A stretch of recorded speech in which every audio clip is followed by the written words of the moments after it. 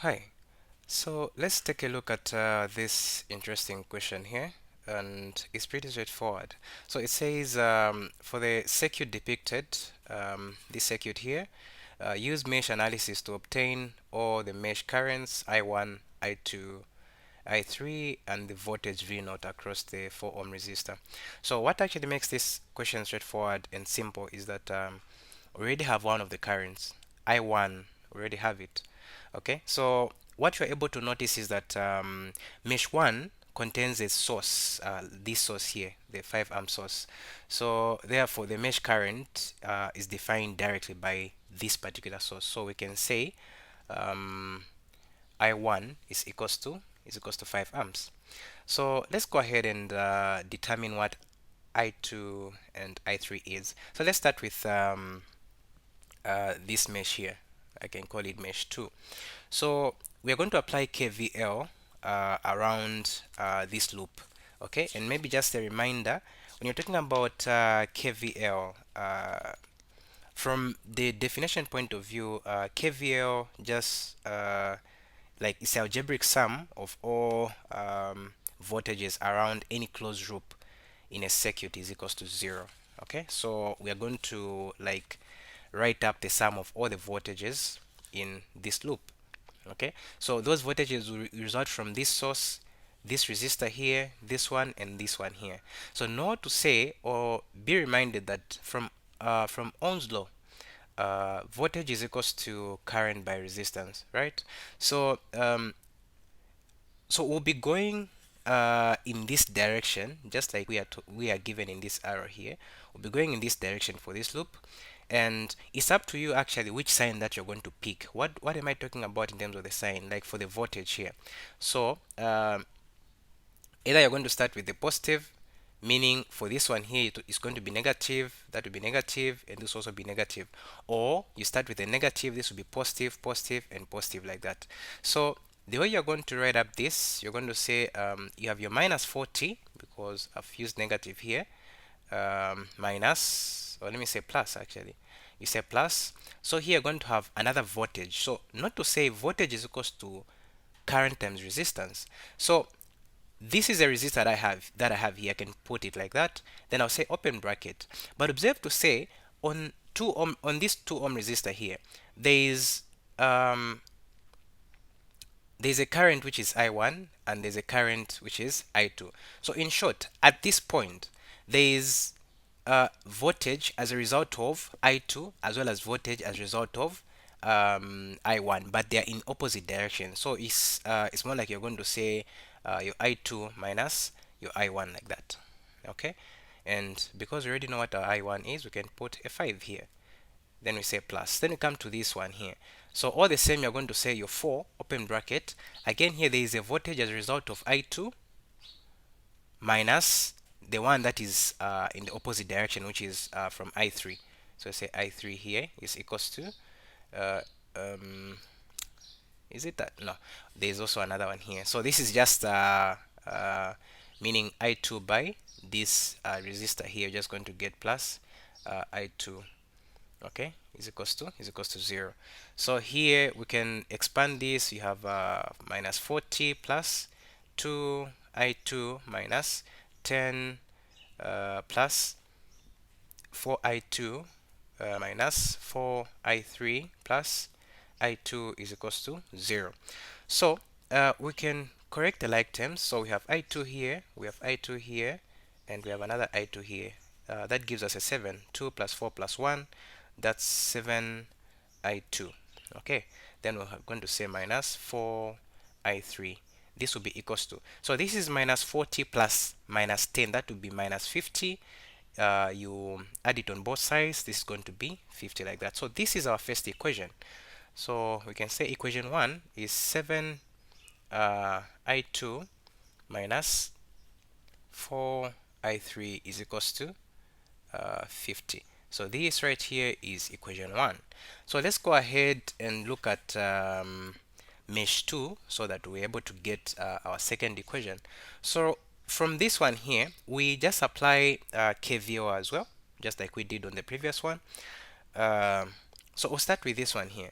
So this is a 4 Okay, but because you are dealing with this one here, there's a voltage there as a result of the three I3 and this one, as well as I2 and this same resistor that you have here. So you're going to say your I3 minus your I2. These are opposing each other in terms of direction. That's why we are subtracting. So here we're going to say plus. Then we get to this one here. That one is just 8 times I3, right? Then we have this 20 volts here, and that would be minus because of the minus that we have here. So that would be 20 is equals to 0.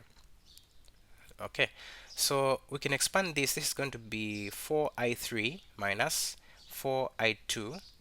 Have I left anything out? I hope not. Okay. Then here, what do we have?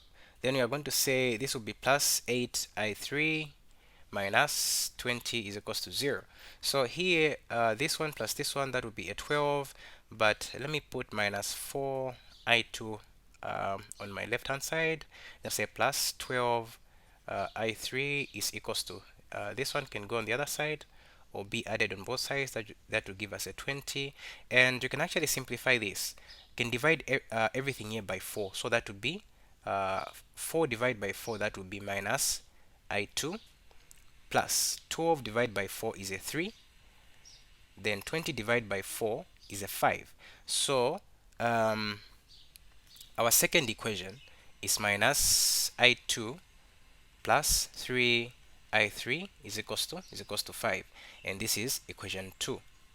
Okay, so whichever method that you're going to use here to come up with I2 and I3 is up to you. You can use simultaneous equation, or you can write the second equation in terms of I2, then you substitute in the first one.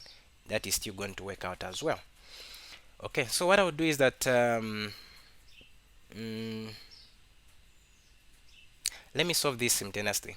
Okay, so I'll write my first equation the way it is: 7 by I2 minus 4 by I3 is equals to 50. Then the second equation, I want to try to eliminate I2, so I'm going to multiply the second equation by 7. So this will be minus 7 I2 plus 7 by 3, that is going to be 21 I3 is equals to 7 by 5 is 35. Then what do you do here? You just add both these two equations because of the negative that I have here, so that I eliminate this guy. So I'll end up with this will be 0. Then I'll say minus 4i3 plus 21i3. That's going to give me minus 17i3 is equals to, so 50 plus 35 is 85. Then divide both sides. Wait. This is actually not negative, but it's positive. Yeah. So divide both sides by 17. Then you're going to obviously end up with I3 to be equals to I3 will be equals to 5. Is it 5? Yeah, it's equals to 5 here. Okay, it's equals to 5 amps. So let's go ahead and work out I2. So from this one here, or the first equation, we can make I2 the subject of the formula, which is just going to be equals to 3i3 minus 5. So this would be 3, open bracket, I3 is a 5 minus 5. So this would be 15 minus 5, that would be a 10. So I2 is equals to 10 amps. So we have everything that we need. We have answered the first part of the question that was requiring us to determine the three currents: I1, I2, and I3. I1 is this one, I2 is this one, and I3 is that one there. Okay. So now the second part of the question is or the last part is also asking us to find the voltage across the 4 ohm resistor. So now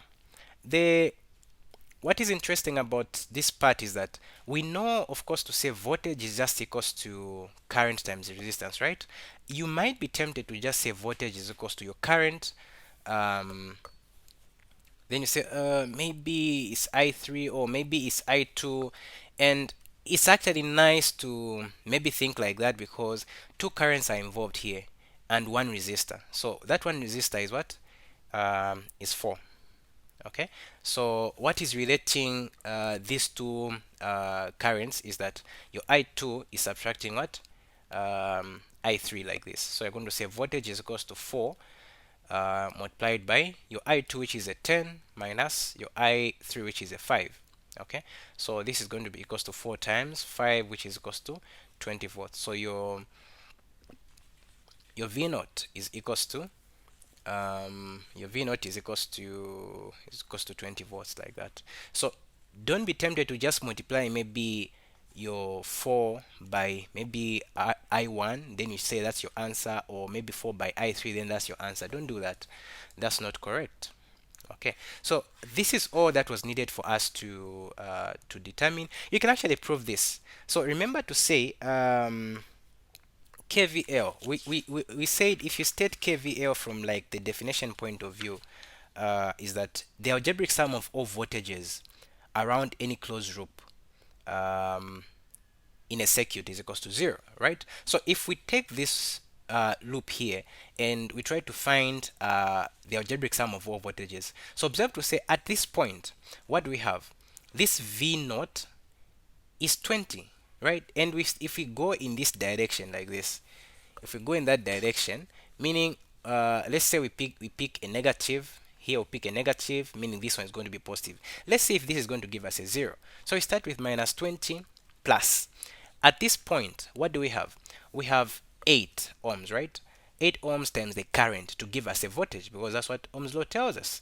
So the current uh, the current through 8 ohms is I3. And what is I3? I3 is 5.